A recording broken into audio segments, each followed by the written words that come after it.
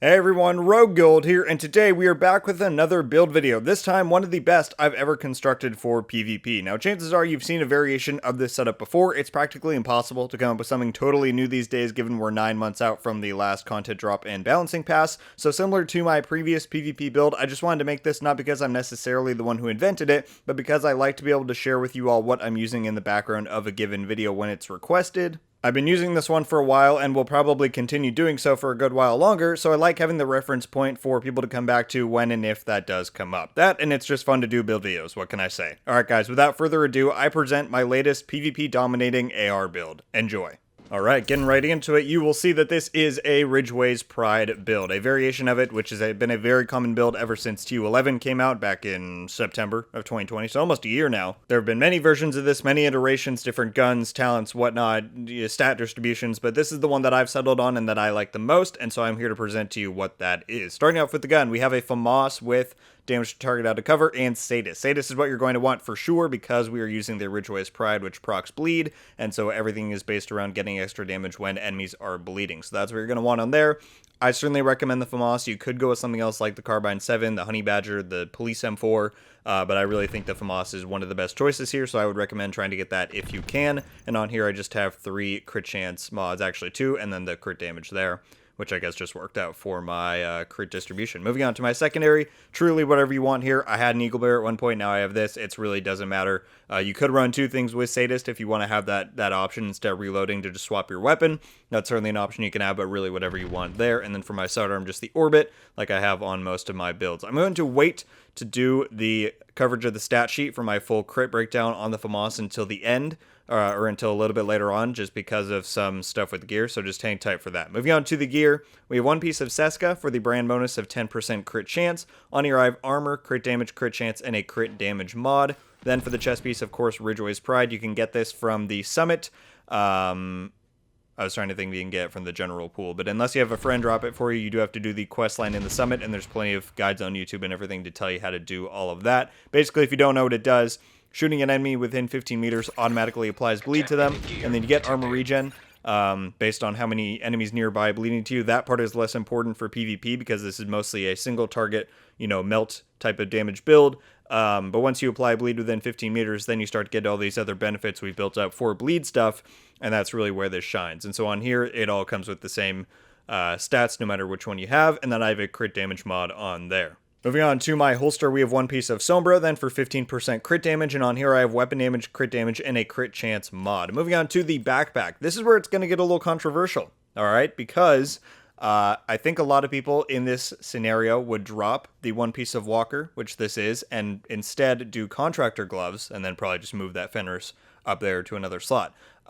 Personally, I've always found more use out of Fox's Prayers than Contractors. Now, I know, obviously, on this build, I could do both, but I really just prefer to have that little bit of extra weapon damage, considering I already have 3 blues, and some of you might want to go with 4 blues. And so in that case, I prefer the extra weapon damage because you're getting those added damage bonuses with Wicked and Sadist. That's just my preference. Some of you might want to do Contractors, and that's certainly fine. I would just swap out the Walker for Contractors and find a different slot to put Fenris in. But that's just a bit of an explanation and reasoning why I have that over Contractors on this. I've always just preferred Foxes more, and I don't usually run both unless it's on like my full damage build for the raid and that type of stuff. So that's my reasoning there. Let me know what you think about that down below. But the backpack specifically, like I said, is 1 piece of Walker and Hares for 5% extra weapon damage. And on here I have weapon damage, crit chance, crit damage, and a crit damage mod with Wicked. This is the talent you're going to want on your backpack. Obviously, as soon as you shoot someone with within 15 meters, you're going to proc the bleed, and then you get Wicked instantly, which is 18% extra damage for 20 seconds. Stack on top of that, you get Sadist, and you start to see where all of the damage on this build is coming from, and that's how you just melt these people extremely fast, as you saw in those clips at the beginning. So that's what we've got going there. For the gloves, I have 1 piece of Fenris, of course, because I'm using an AR in the FAMAS. So 10% AR damage from the brand bonus, 170,000 armor, crit damage, and a crit chance roll there. And then last up, we have the Fox's Prayers, like I was saying, with armor, damage target covers what those come with, and crit chance. Obviously, the brand bonus is a little irrelevant. So the reason I waited to show you the crit breakdown is because this piece is not perfect. This is the only one that I still want to change on this build. At one point, I wanted 4 blues, like I mentioned earlier to you guys, but I actually like 3 and 3. I think 1 more blue I would be wanting a little bit more damage even with one walker. So I'm happy with this. Some of you might want to go for blues, but the only thing that I would rather have here is have a crit damage roll instead, and then obviously still have armor. Because if you go over to the stat breakdown, I think my total crit chance is like 60.3. That's why it's at the full cap, because if I take, let's just check it out, shall we? If I take the one attachment off, then we are at, yeah, so I'm at 60.7 on my regular setup. If I had that crit chance switched on my knee pads, then I could do a lot more things, because I could not only get, so basically if I replace that with crit damage, then my crit damage would be closer to 175 by the time I optimized all the stuff on my gear, and then I could still get my crit chance up pretty much at 60, because I have a few slots where the crit is, yeah, 4.8, that one's maxed out, 4.6, so there's certainly a few different areas where I could improve that, and then that would get me up to the crit chance cap, and then I would be at a higher amount of crit damage than I am right now. I could go up almost 20% with an extra roll there, and then just, you know, swapping stuff around in other places. So if you can get that sort of distribution, I think right around 60 and 175 is what you could achieve with this type of setup, and so that's probably what you want to go for, and I just need to do a bit more work to farm that out. I tried really hard to get foxes for this video with that correct roll, but I really couldn't, so I apologize there. But that's what you would ultimately want to get the maximum possible value. Moving on to these skills, we have the Striker Ballistic Shield, which of course comes from the Firewall specialization. You could use different skills if you want, but I really think that the value from this build lies around having this shield to kind of give you your extra bit of damage, give you a bit of protection, and then obviously we'll talk about the Sticky Bomb next. But the combination of those two things is really nice. Additionally, the Firewall Medkit is the best one in the whole game for PvP, so I highly recommend trying this setup out.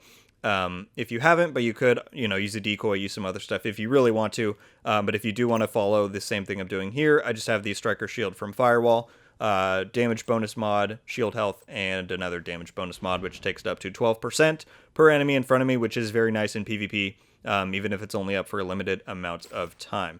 And then moving on to the EMP Sticky Bomb, like I just said, if you don't know, the usage of this thing it's pretty insane. You probably saw it in some of the clips. This can be a very useful stagger tool. Is it cheesy? Absolutely, but so is a lot of stuff in Division 2's PvP, and this just helps you win so many fights that you might not otherwise win, because you really get a chance to take people down when they're not armoring, when they're not doing other stuff. And I will just quickly do a demonstration if you have not seen its potential before, or maybe you didn't recognize it in the clips at the start of the video. So if you come here, you don't even have to aim it. Right, you probably saw this in the clips. If someone's running around like a corner here and they're about to come attack me, what I can do, just tap it. And wherever you're aiming is where it's going to land. They run right in there, boom, then they're staggered over here. Pull out your shield, get full damage. You get a good 2-3 second window to really beam them down.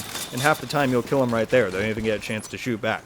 So it's incredibly valuable, an incredibly good skill, and that's why I would recommend trying it out on this setup. And then last up is just the Firewall specialization. Like I was saying earlier, this has the best medkit, and it gives you access to the Striker Shield. And that's really the only benefits, but those two things alone make it very worth to use, because you just get an insane amount of value, and that medkit especially is just clutch in so many scenarios that it's hard for me to imagine using anything other than maybe Gunner if you really wanted to, but I highly recommend the Firewall in this case. Alright everyone, and that is going to do it for this build video. I hope you all enjoyed. As I said, this has quickly risen to the top picks of builds I use for PvP. It's my go-to in Conflict, and I certainly do enjoy using it in the DZ, though I'll admit sometimes you just have to resort to an armor regen build to counteract all of the shenanigans that you find in there. Regardless though, this thing does shred, it feels good, it plays good, and it performs good, so I can't see anyone who's a fan of damage and AR builds disliking it. Thank you all so much for watching. Leave a like if you enjoyed this video, and be sure to subscribe with notifications on to be updated every time I upload. Let me know your thoughts on the build down below. What are your general impressions, and would you personally choose contractors over one piece of walker? I feel like I might get some flack for that decision, but certainly give me all of your thoughts down there. Okay everyone, I think that about does it. Once again, thank you all so much for watching. I hope you have a wonderful day, and until the next one guys, RogueGold out.